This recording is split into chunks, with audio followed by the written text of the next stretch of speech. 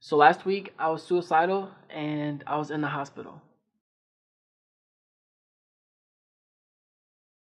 Welcome to Depression Talks with Emmanuel. And in this community, we openly talk about depression, anxiety, and low self-esteem. So hit that subscribe button because I promise you, you are not alone. Last week I was in the hospital and I was suicidal. In the past, less than a year ago, I had attempted suicide before. I was back to that mentality of believing that there was no purpose or reason for me to be here. But more importantly, I felt like I was tired of all the pain, the constant daily routine, and I felt like there was no solution but taking my own life.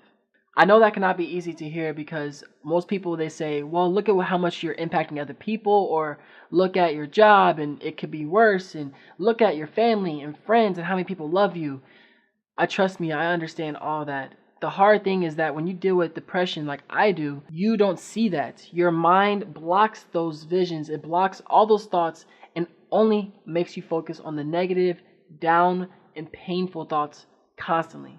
So Thursday night, my friend was hanging out with me and she was very worried and she called my mom. And this spiraled into me having to be admitted in the hospital because my parents were very worried. Friday after work, I was admitted into the hospital. They took my cell phone, my shoes. I had no access to the internet, reason why I couldn't upload videos. And they took everything, my clothes, every single thing, and put me in the adult psychiatric center. By the end of the video, you'll know why that was the best situation for me, because I feel immensely better and I have a better understanding of my mental health because of it. Even though I was there, I was still suicidal because in my mind, I had tried everything already. I had tried meditation, therapy, counseling. I've worked out, changed my nutrition, you name it. I've tried it all, quote unquote. But this experience was different than all those other experiences and me trying to do all of this on my own. For the next 4 days, it was a constant routine of seeing counselors, seeing therapists, group therapy, but more importantly, seeing a psychiatrist. And this is the moment that my life changed. By seeing a psychiatrist, they had diagnosed me with bipolar depression. It's weird. I've dealt with depression all of my life. I've dealt with anxiety all my life, suicidal thoughts, loneliness, not wanting to be here, low self-esteem. I've dealt with this all my life, and for the first time, I felt like by understanding my diagnosis of bipolar depression, wow, it was like eye-opening. But I'm not going to sit here and say I was so excited to get help, like, yes, let me go continue to try to work on my mental health. I'm so amped and motivated to do that. It was the complete opposite, actually.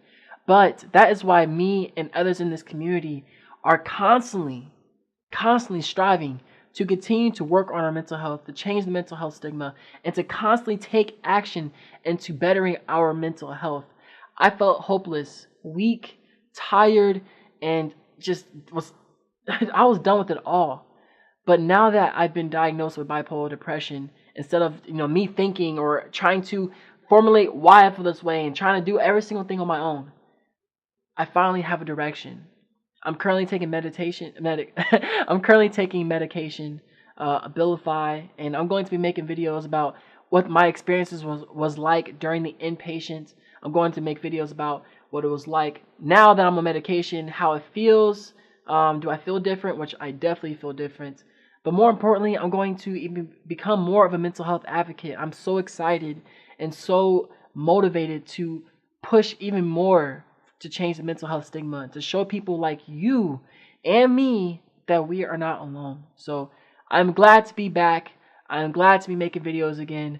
And again, if you feel like you are alone, if you feel like you deal with depression, you're having suicidal thoughts, you can't explain why, maybe you've even tried to explain it to your family, your parents, or your friends, and nobody understands you, then this community is here for you. But more importantly than even this community, here are some resources that you can contact right now to get the help that you need. You can call 1-800-273-TALK, or you can even text 741-741, and they will talk to you and offer different locations that you can go to see a psychiatrist or a therapist or whatever support that you need. Thank you so much for being a part of this community through my ups, my downs, my sideways, my changing of video styles, all this stuff. You are amazing. This community would not be what it is today without you. And lastly, take action to bettering your mental health because you'll be glad that you did. Alright, as always, hit that subscribe button to join this awesome, loving community that openly talks about depression, anxiety, and low self-esteem. Alright, as I always say, do you stay swagalicious and keep smiling.